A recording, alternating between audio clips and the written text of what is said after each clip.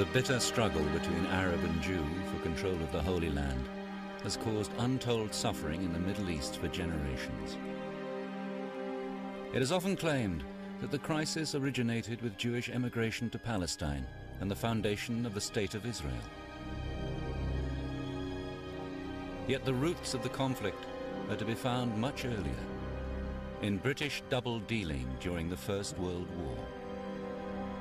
This is a story of intrigue among rival empires, of misguided strategies, and of how conflicting promises to Arab and Jew created a legacy of bloodshed which has determined the fate of the Middle East.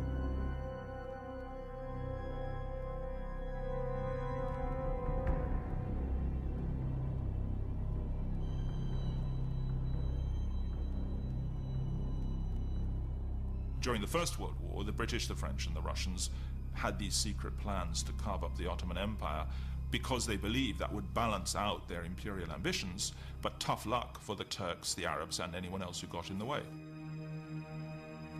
Certainly, all the seeds were planted then, in the sense that it was the British who promised the Arabs independence on the one hand, and a Jewish homeland on the other, and you could not simply reconcile one with the other. The British scattered promises to anyone who might be of some use to them without thinking about the consequences. So British duplicity, British double-dealing went a long way to perpetuate the conflict in Palestine. At the end of the day, when you're fighting a war, you are very liberal in what you're offering in terms of a post-war settlement.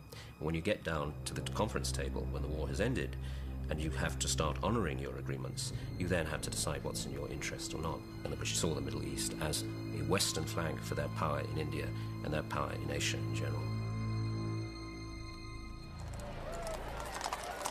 The story of Britain's involvement in the Middle East and the ensuing struggle between Arab and Jew begins with her colonial past.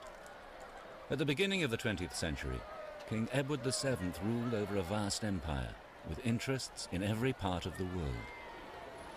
India became increasingly important because it was the second pillar of British power in the world. Moving the Indian army about was extremely important in extending British interests and British influence across the globe. And the Suez Canal was, of course, the quick way to do that. It's very important for the British geopolitical position to ensure the Suez Canal remains safe and secure.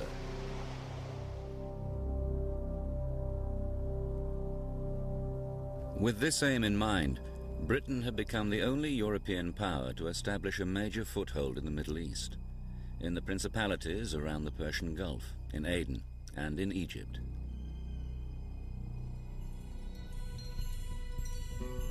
Britain had annexed Egypt from Turkey's Ottoman Empire in 1882, and by the time it was made a protectorate in 1914, Cairo had become the center of British power in the Middle East. The presence of imperial troops in the region was of vital strategic importance, for the Ottoman Empire under Sultan Muhammad V was in alliance with Britain's much-feared rival, Germany. Together with the Austro-Hungarian Empire, these countries made up the Central Powers, and pitted against them were the three allies, Britain, France, and Russia.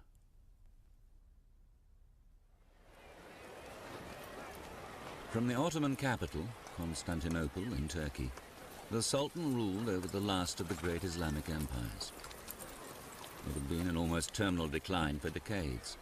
Yet the fate of the Ottoman Empire was to be sealed by the outbreak of the First World War in August 1914.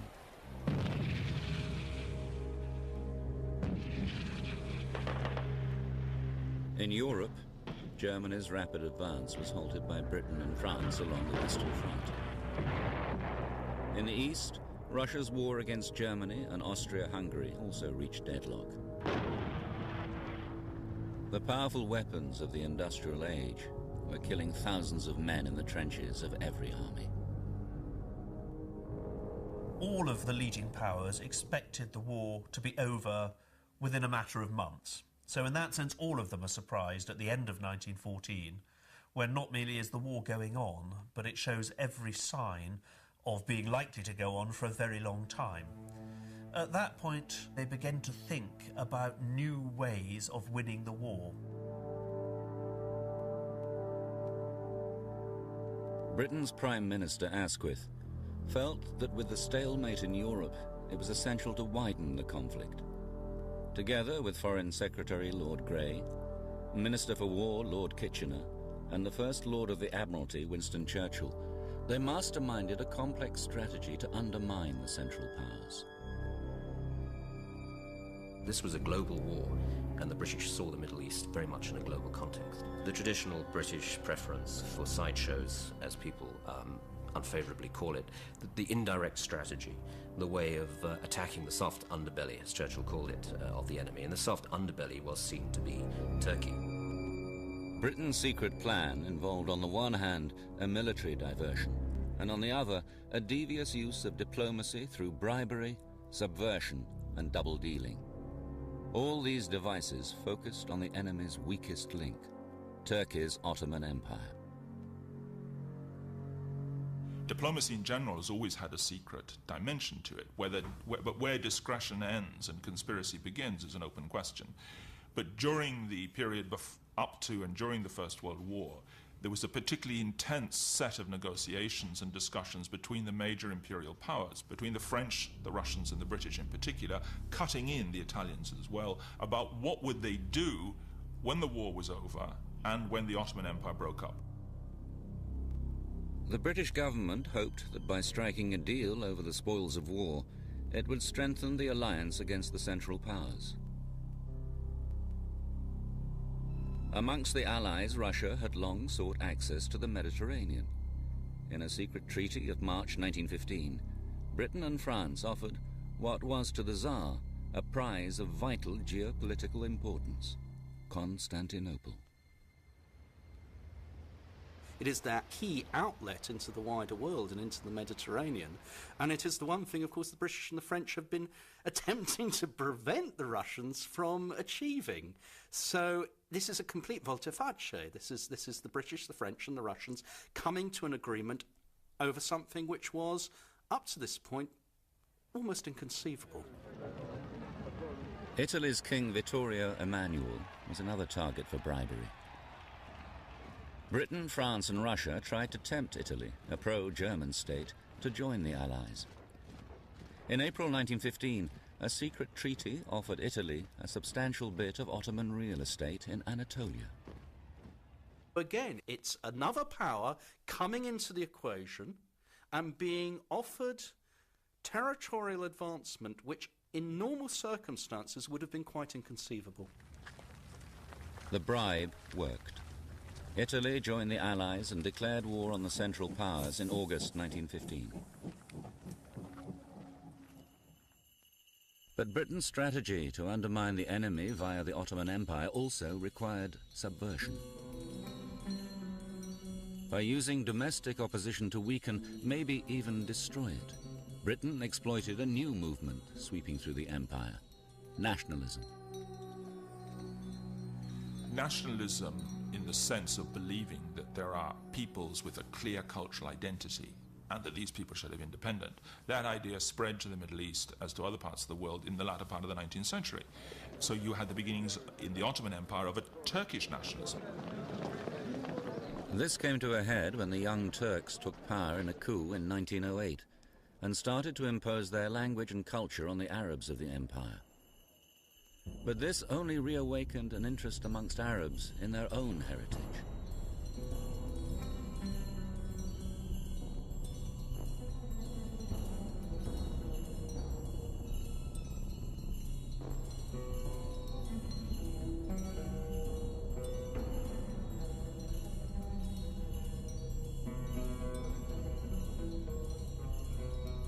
A 1,000 years before, Arabs had brought the technology and literature of the East to the West, and their religion, Islam, had encompassed much of Asia, North Africa, and southwestern Europe. The idea of recovering that historic grandeur had remained in the consciousness of Arab intellectuals. By the start of the First World War, the antagonism between Arab and Turk had increased. The very fact that the Turks were saying, we want to have a unified empire, meant the Arabs said, wait a minute, we're not part of this. So all of this literary and nationalistic revival then took a much more political form, and therefore you got the emergence of Arab nationalism. They had arrived at the conclusion that remaining in the Ottoman Empire was becoming hopeless, that they couldn't actually share power with the Turks. And they began thinking of having their own state.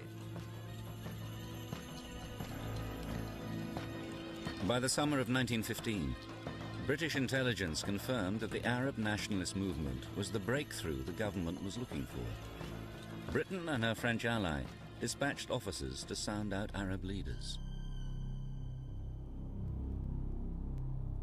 Both the French and the British started, you could say, seducing various local Arab leaders that if you side with us, we'll give you your independence, so why don't you leave the Ottomans?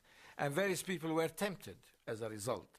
If they thought they could actually gain independence, why not side with the Europeans against the Ottomans? The idea was to tempt the Arabs into a revolt against their Ottoman overlords and create a diversion which would tie down the Central Powers in the Middle East.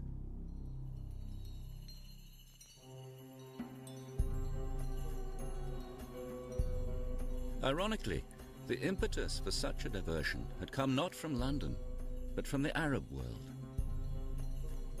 In the Hijaz, in Western Arabia, Sharif Hussein, its ruler, was set on extending his political and geographical domain. He believed he might be able to do it with the help of the British. In turn, the British were impressed by Sharif Hussein's family credentials as custodians of the holy places of Islam. They called themselves Hashemites. They called the family Hashemites because that's the family or the tribe of the Prophet Muhammad. They were the Bani Hashim, the sons of Hashim. So Sharif Hussein was the leader of the Hashemites. He was the person responsible for Mecca and Medina. And although he had worked with the Ottomans before the First World War, once the First World War happened, he saw this was his chance. A chance, too, for the British, who saw support for Sharif Hussein as a way to threaten the Sultan's hold on the Caliphate, the political leadership of the Islamic world. The British, because they were fighting the Ottomans, and the Ottomans were claiming to be the real representatives of Islam, they wanted a counterforce.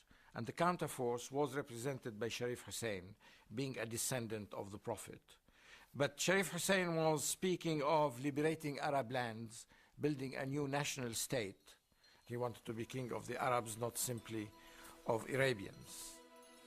In July 1915, Sharif Hussein smuggled a message to the British High Commissioner in Cairo, Sir Henry McMahon, offering to raise a substantial Arab force against the Ottomans in return for British support for Arab independence. In the ensuing secret correspondence between the two men, Sharif Hussein was given to understand that he could expect British support in achieving some of his ambitions in the event of an Ottoman defeat. This letter of October the 26th, 1915, outlined the main points of the arrangement.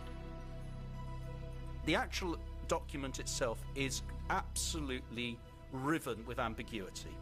There's no doubt about that. The question is whether Hussein recognizes that. My sense of Hussein is that he does recognize it. In other words, there is no wool being pulled over his eyes, because he's perfectly aware that if he's going to create a modern Arab empire, he's going to need some logistical, economic development, and that can only come from the outside world.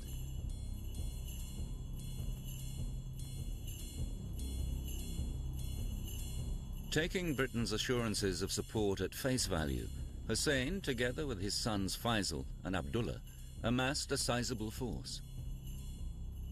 The new army was commanded by the young and charismatic Faisal, who had captured the imagination of the Arab masses in the quest for Arab independence.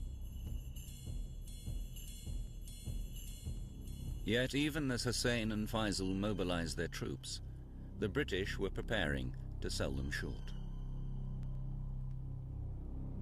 Back in London, in the spring of 1916, Britain was negotiating with France about the future shape of the Middle East. Behind closed doors, Sir Mark Sykes of the British Foreign Office had been meeting his French opposite number, François-Georges Picot. Britain knew it was vital to offer the French a stake in the spoils of the Ottoman Empire, should they win the war. There was an awareness on the British side that they had made such huge sacrifices that one couldn't just ignore French ambitions, and that the French were determined to have their historical piece of the Levant. Poring over a map of the Levant, Sykes and Picot personally drew in the areas they wished to see under their control. Their secret deal amounted to the virtual carve-up of the Middle East. In Area A for the French and Area B for the British, the imperialists intended to exercise power indirectly. They would appoint advisors and take charge of the finances in their respective spheres of influence. Then there was the area coloured blue, which was to be directly controlled by France. This included what was then known as Greater Syria, where the French traditionally had commercial and religious interests. As for the area coloured pink, known as Iraq, with its strategic ports, railways and oil, this was to be under British rule. The area coloured yellow represented Palestine and was envisaged as an international zone, except for Haifa.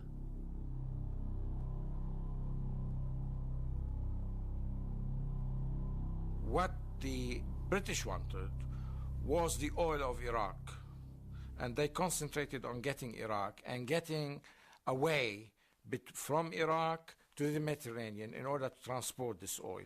So they got Haifa on the Palestinian coast, and they got most of Iraq. The Sykes-Picot agreement was a pretty shameful document, and I wouldn't attempt to defend it. But it was drawn up by people who were sort of operating under the old kind of balance of power considerations in an imperial frame of mind.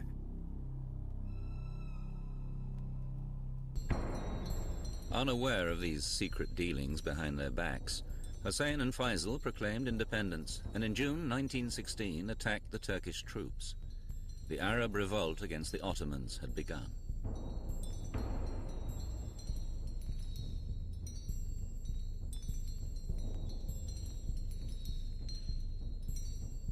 The Turkish garrison at Mecca was soon overrun, and the seaport at Jeddah seized. By 1917, Hussein and Faisal's forces had pushed north and engaged the Ottoman Turks along the Hejaz Railway. The British saw the Arab revolt as part of its strategy for creating a military diversion against the Central Powers. In a pincer movement, Britain had launched a campaign from the southwest to ensure control of the Suez Canal and the Levant. And from the southeast, it was fighting to secure the oil wells of Iraq. All this to attack the Central Powers at their weakest point, the Ottoman Empire. The Arabs hitched their fortunes to the British. They considered themselves to be fighting with the Allies, but at the same time, they were not merged into the British Army, that they continued to act as an independent army called the Northern Army.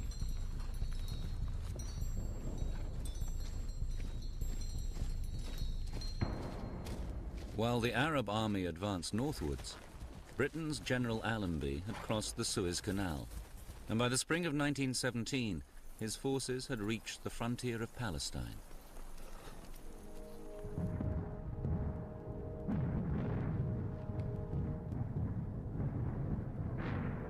The war in Europe, however, was still not going well for Britain.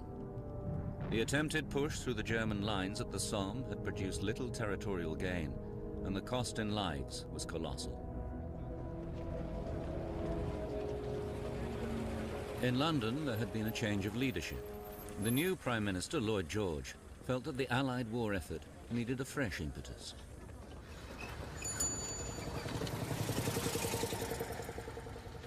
Although America had so far been neutral in the war, Lloyd George was convinced that could be changed. He believed there was one powerful group which might influence the American government.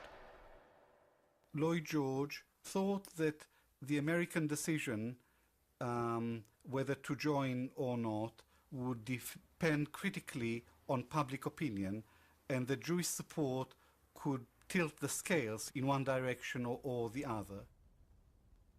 You've got to remember that the British Foreign Office greatly overestimate the political power of international Jewry, particularly the wealthy, financial and commercial Jewish elites.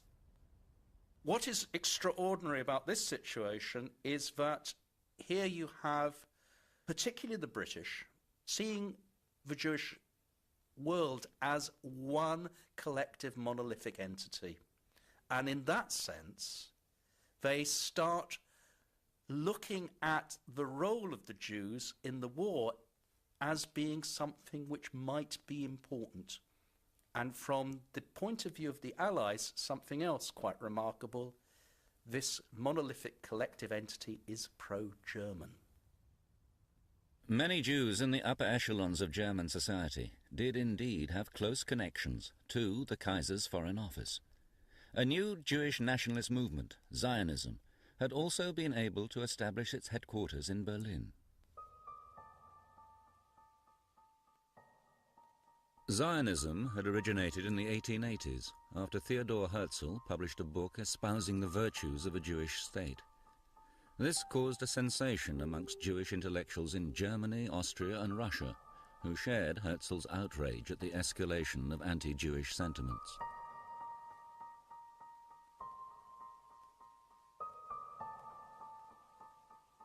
The end of the 19th century saw the rise of anti-Semitism all over Europe, in Austria, in Germany, in France, but particularly in Eastern Europe, in Poland and in Russia. And the pogrom against the Jews in Russia gave rise to the establishment of Hovevei Zion, the lovers of Zion, societies in a number of Russian cities who started to promote and to finance and to sponsor colonization, emigration to Palestine.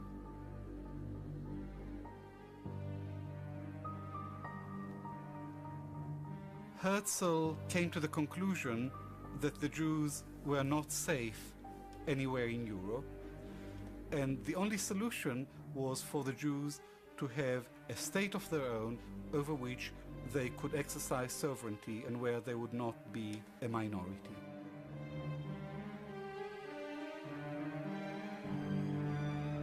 What had also given Zionism its appeal was the way in which it fitted in to historic Jewish aspirations. Scattered throughout the world since the destruction of the Jerusalem Temple in the 1st century AD, many Jews had cherished the idea of returning one day to what their scriptures had told them was the Promised Land. In fact, there had already been a small community of indigenous Jews in Palestine. But even when some European Jews established settlements throughout the late 19th century, the whole Jewish community by 1914 constituted barely 8% of the population.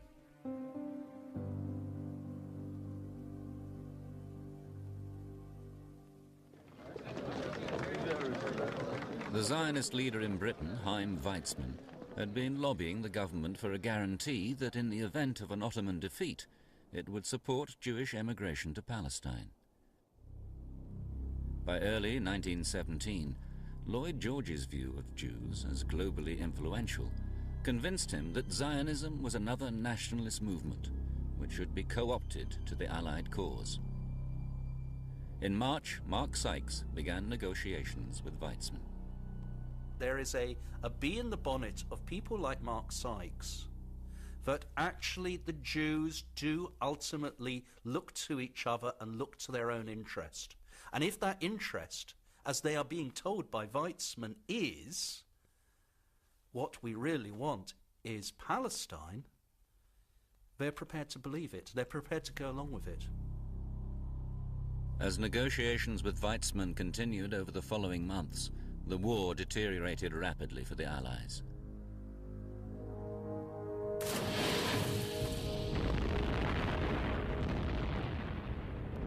The German submarine campaign was seriously weakening Britain's merchant fleet.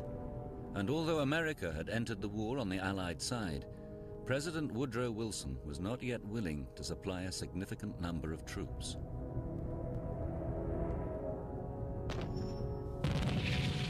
Britain's latest attempt to keep up the pressure on the Western Front soon became bogged down in the muddy trenches of Passchendaele. As thousands of young men's lives were wasted in another fruitless campaign, morale amongst the soldiers plummeted. But the most serious threat to the Allied war machine came from the east. Russia was on the verge of collapse. After massive defeats at the hands of the Germans, the war-weary country was disintegrating, with food shortages, strikes, and demonstrations. When the Tsar was deposed in a revolution, Britain and France became greatly alarmed. The point is that once Russia and its war effort begins to collapse, essentially the Germans have won the First World War unless they bring the Americans in. There's no way that the British and the French on their own are ever going to defeat Germany.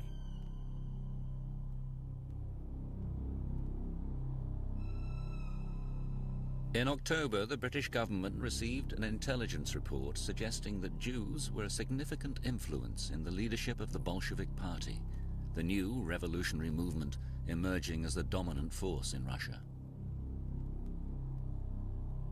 Lloyd George feared that these communists would take Russia out of the war. With the Americans still refusing to commit sufficient forces, he knew it was time to act. He instructed his Foreign Secretary, Arthur Balfour, to issue a pledge to capture the hearts and minds of the Jewish people.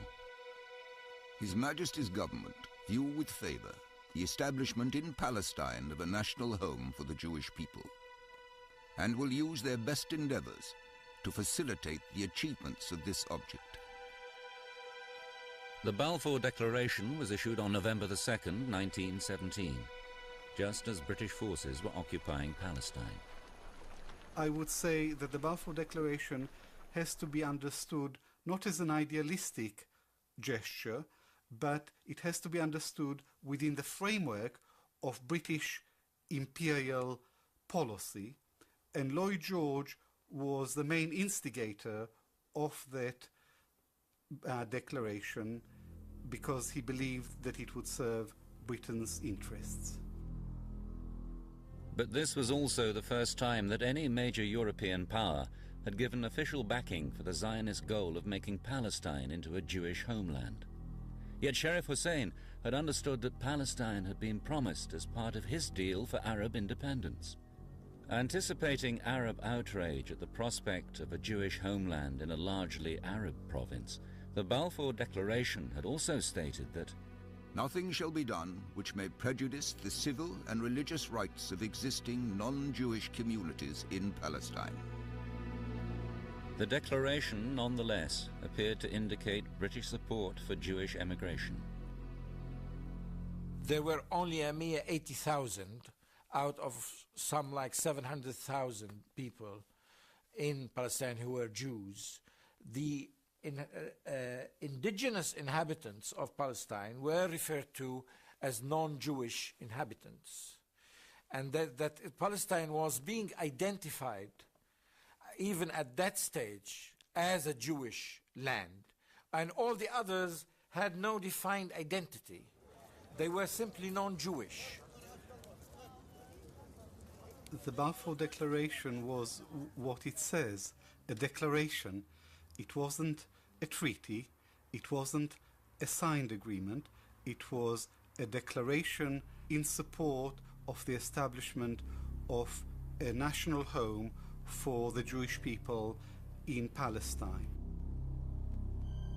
In fact, the only treaty Britain had signed in regard to Palestine was with the French, the secret Sykes-Picot Agreement. On November the 7th, Within a few days of the Balfour Declaration, the Bolsheviks took power in Russia. Lloyd George hoped that it would have the desired effect of appeasing the Jews in the communist leadership.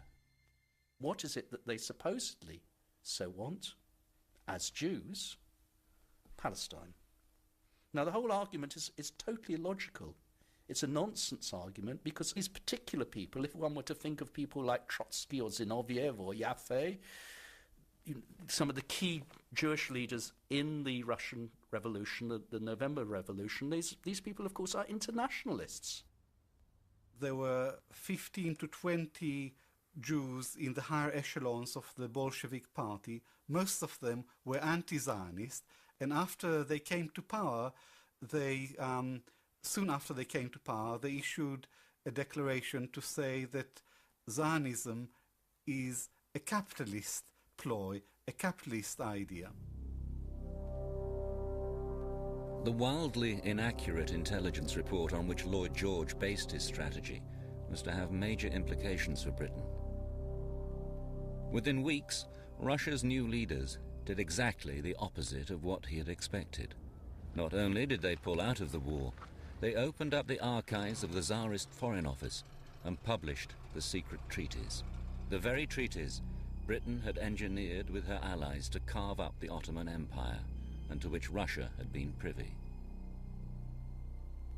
That, of course, is a very great embarrassment to the Western Allies, because the Allies have been doing all sorts of deals behind the scenes in which they have handed out to each other large sections of the world, meanwhile openly preaching that they are fighting the war in defence of democracy, and of course also telling, among others, the Arabs, that they are supporters of self-determination for the peoples of the Ottoman Empire. Publication of the secret treaties by the Bolsheviks certainly created enormous suspicion in the Arab world, and this meant that the Sharif Hussein and the others said, wait a minute, what's going on? Why are you not giving us independence? And secondly, why are you dividing us up into Zone A and Zone B? And at that point, of course, the Arabs realized that not only had the British got their own particular interests, for example, in the ports of Palestine or in Iraq, but that they had promised other things to the French.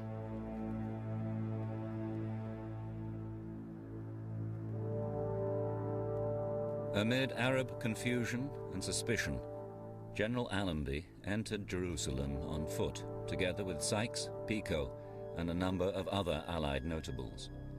His British-led forces had captured the Holy City in December 1917. The leaders of the Arab revolt, however, were nowhere to be seen.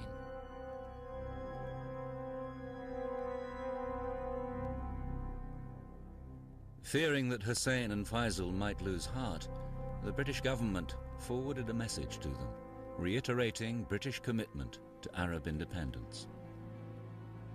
The Arab race shall be given full opportunity of once again forming a nation in the world. This can only be achieved by the Arabs themselves uniting, and Great Britain and her allies will pursue a policy with this ultimate unity in view.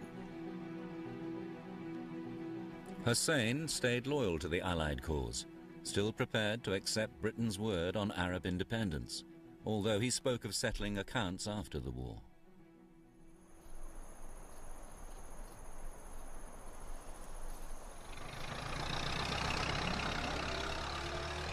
From Allenby's point of view, he continued to rely on Arab support in the war against the Ottomans.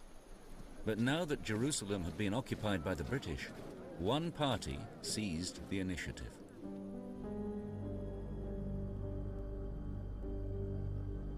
In April 1918, Chaim Weizmann and the International Zionist Commission traveled to Palestine to lay the foundation for a Hebrew university. Their hope was that it would become the intellectual hub of Zionism.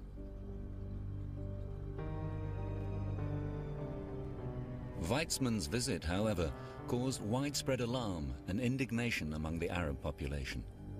And when he and the chief rabbi of Jerusalem met General Allenby, it looked as if Britain was preparing to honor the Balfour Declaration.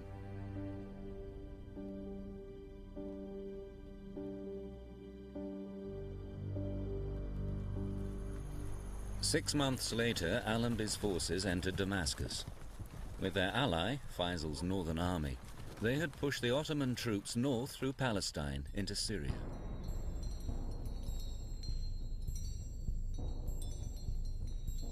The Arab revolt did contribute to the victory of the Allies. First of all, it protected the British flank in Palestine. Second, it kept a number of Turkish and German troops preoccupied. And third, the British could have never legitimized what they were doing unless they had the blessing of a particular Arab force.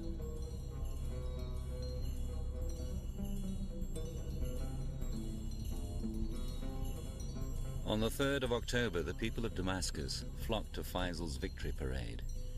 If he was to seize power, he knew it was of great importance to make his presence felt and to be seen by the Arab people as their liberator.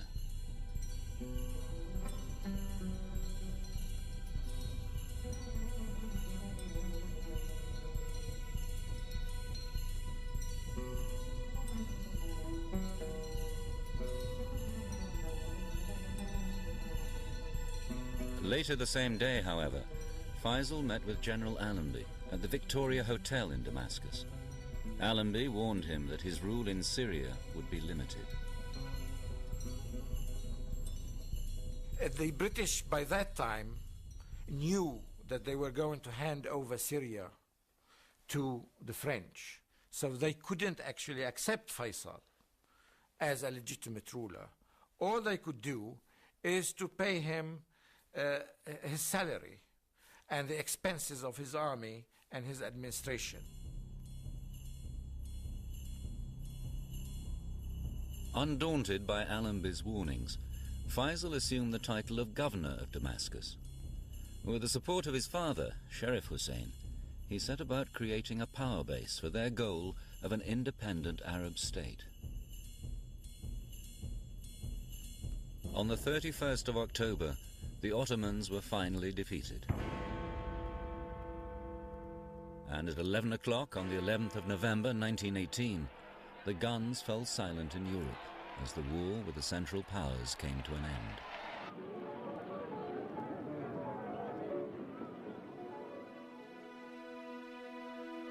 The peace conference at Versailles began in January 1919.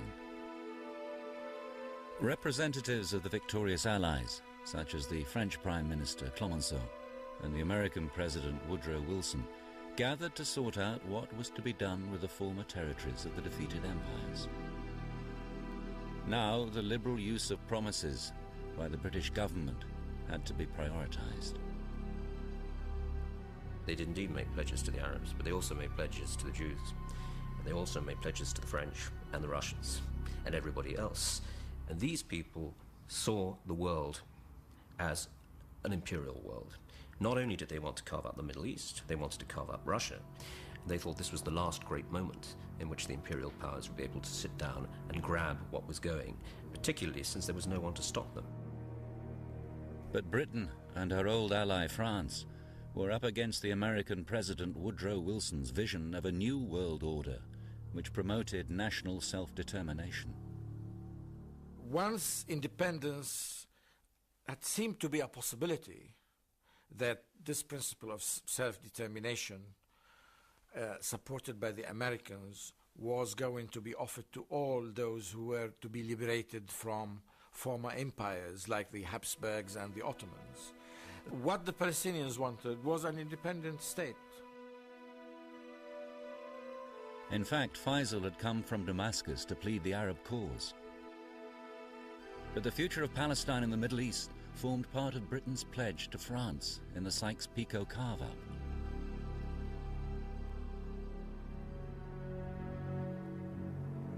In the event, Woodrow Wilson's principles about self-determination were forgotten when it came to the people of the Middle East.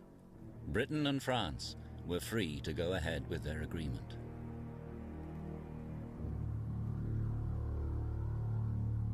But what of the promises Britain had made to the Jews regarding Palestine? Foreign Secretary Arthur Balfour, in a confidential memo during the Versailles peace talks with America, France, and Italy, wrote, The four great powers are committed to Zionism, and Zionism, be it right or wrong, good or bad, is rooted in age-long traditions, in present needs, in future hopes, of far profounder import than the desires and prejudices of the 700,000 Arabs who now inhabit that ancient land. That might sound like a warm endorsement of Zionism, yet further in the post-war memorandum, Balfour hints at a much more cynical agenda. So far as Palestine is concerned, the powers have made no declaration of policy, which at least in letter, they have not always intended to violate.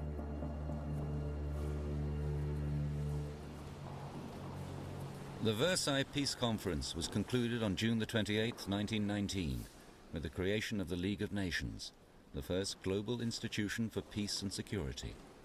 Its covenant provided that the Arab and other territories ceded by the defeated Ottoman Empire should be administered by mandates, which meant, in effect, that Britain and France were given the authority to impose their rule over the Arab territories.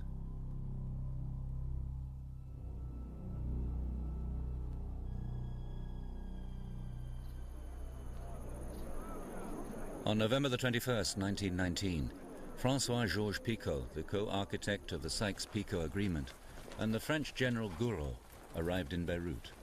And so began the imposition of the French mandate for Syria and Lebanon.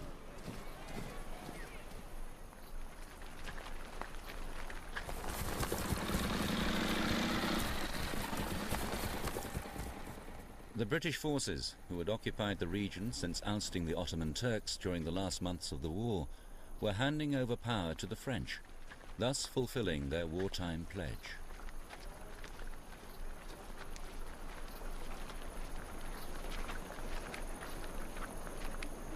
Faisal, who had been the governor of Damascus now for 16 months, had been consolidating his position. When he was proclaimed king by the Syrian National Congress, the French were incensed, and General Gouraud sent in his troops. By August the 7th, 1920, Faisal had been deposed and had to flee to Palestine.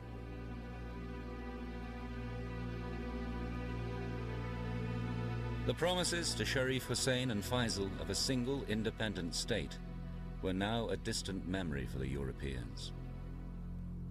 The whole issue of spheres of influence meant that what was at first appeared to be a willingness to accept a single Arab state was in fact seriously diluted.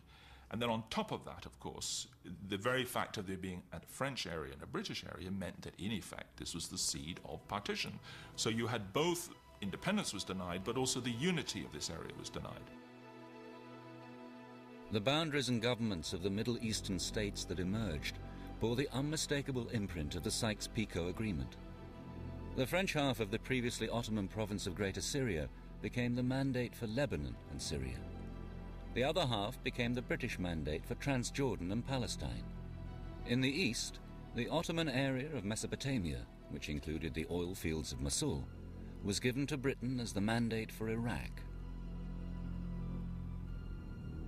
So this was basically the importance of the Sykes-Picot Agreement, to divide what is called the Fertile Crescent between Iraq and Syria and let Britain get access to the oil of the area and be able to exploit it in the future.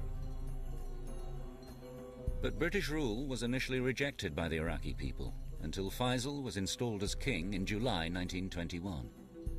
Britain hoped the limited power it devolved to him would serve to placate the frustrated demands for Arab independence. But Sharif Hussein expected more from the British. He never gave up the idea that the British had promised him independence, not only in Arabia, but in Syria and Iraq as well. And he wanted the British to fulfill their promises. Sharif Hussein's dream of an Arab kingdom ruled by the Hashemites was only partially fulfilled. For although his other son, Abdullah, became king of Transjordan, their old rival, Ibn Saud, swept the Hashemites out of Hijaz when he conquered the whole of the Arabian Peninsula.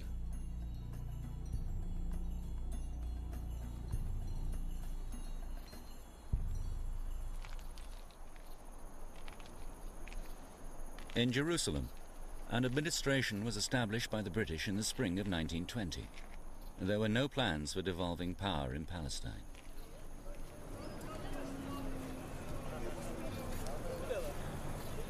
Palestine was a land sacred to three religions. Jews were a small minority who had lived harmoniously with Christians and the much larger community of Muslims for hundreds of years.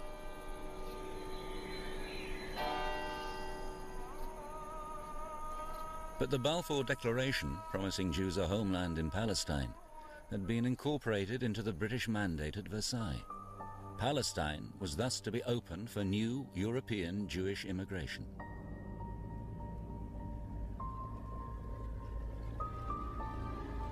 With celebrations and parades in support of Zionist activities, it seemed as if the British were going to honor their pledges to the Jews and ignore Palestinian hopes of independence. The Arabs had a strong case, but very poor advocates.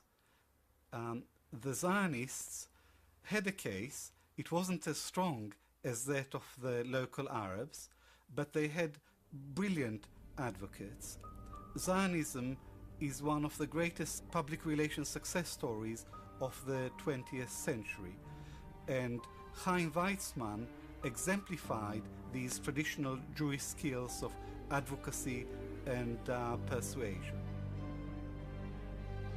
Some of these skills were clearly in evidence when Weizmann and various Zionist groups helped finance land purchases and the building of settlements for immigrant Jews. At the same time, political and security organizations were created to support the emerging Jewish homeland.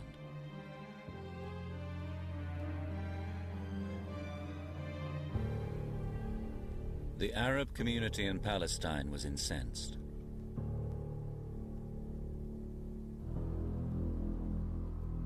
The Palestinians couldn't conceive their country being divided or given away to another community which had nothing to do with the Middle East in the first place and was almost wholly European at the time. So to them it seemed absurd that 600 to 700,000 should give up their land, their homes, their villages, their towns, and hand them over to a minority which was dispersed throughout Palestine. And Palestine, after all, is named after its people, who are the Palestinians.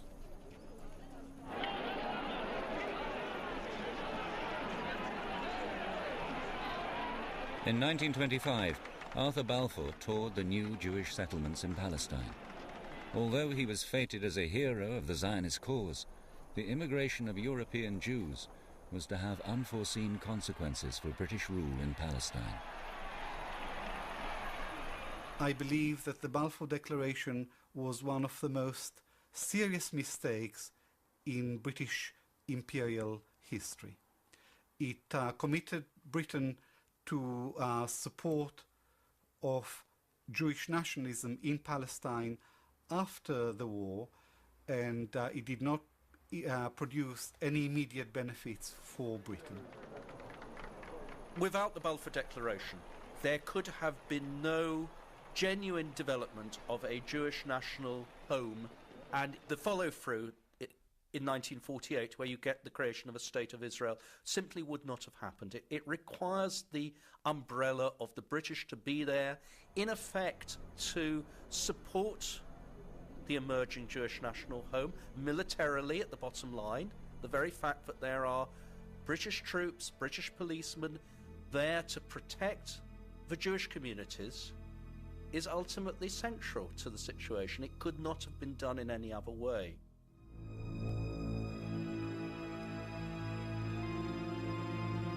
Throughout the 1930s and 40s, the years of Nazi persecution and the Holocaust, Jewish immigration to Palestine increased rapidly. But what was seen by the Arabs as an alien incursion and the Jews as a fulfillment of historic rights led to polarization and violence. In response to terrorist acts by Arabs, Britain restricted the immigration, but the policy only stimulated Jewish terrorism.